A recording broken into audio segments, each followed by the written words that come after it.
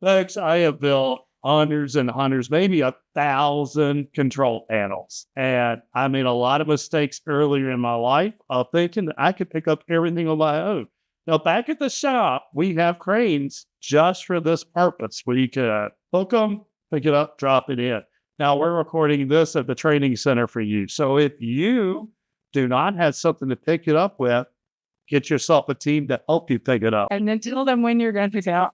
Now, here are the studs that are spacing up this panel. And notice it is almost a finger's worth. So if you have really thick fingers, watch where your hands are at while you're putting it in. And if you notice, the thickness underneath the panel is just enough to smash your finger. So make sure your partner understands what you're doing. Your side in?